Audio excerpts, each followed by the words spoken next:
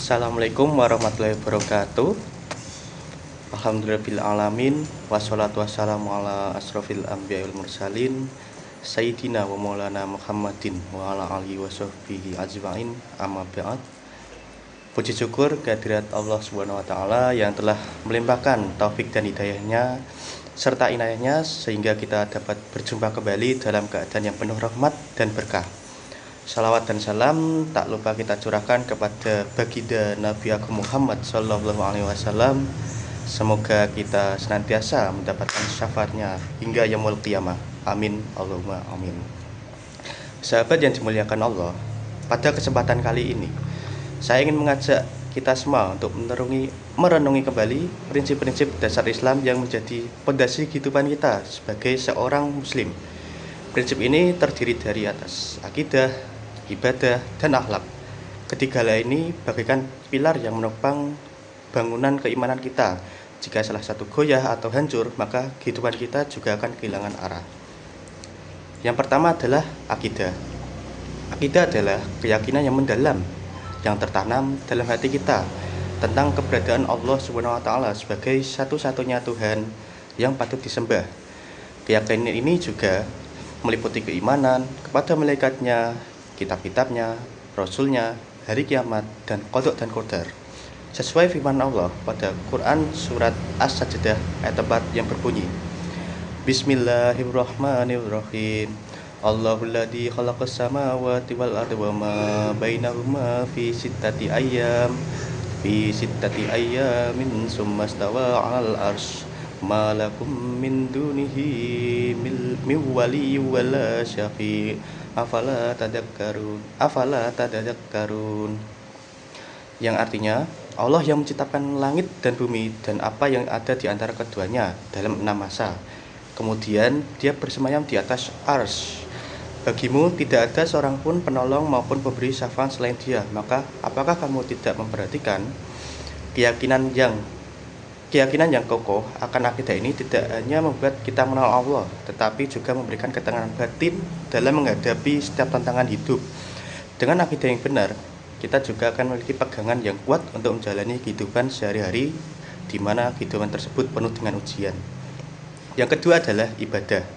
Ibadah adalah bentuk nyata dari kepatuhan dan ketaatan kita kepada Allah Subhanahu wa taala.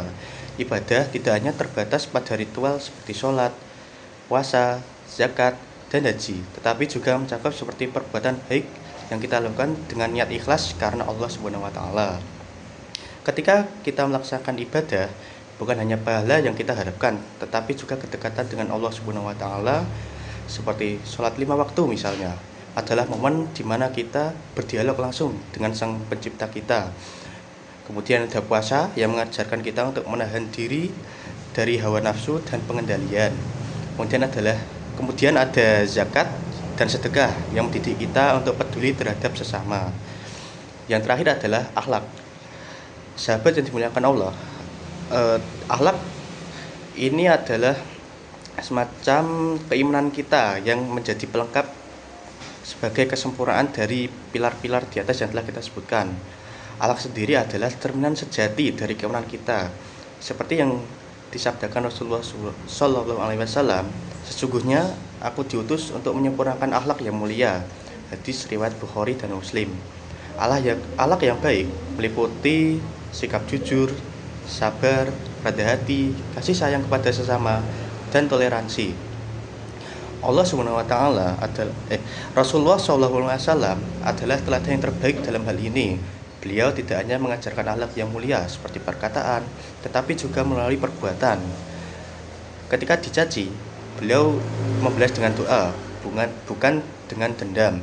Ketika disakiti, beliau membalas dengan maaf. Hal ini menunjukkan bahwa sifat Rasulullah SAW memiliki akhlak yang sangat mulia, di mana beliau menjadi teladan bagi umat muslim di seluruh dunia.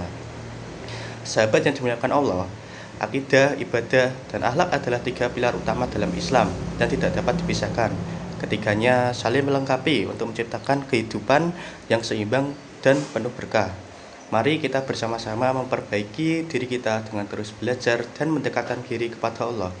Semoga Allah Subhanahu wa taala senantiasa memberikan kita kekuatan kepada kita untuk menjalankan prinsip-prinsip Islam yang telah disebutkan di atas tadi, sehingga kita mendapatkan rahmat yang berkah serta jadi kebaikan untuk sesama muslim.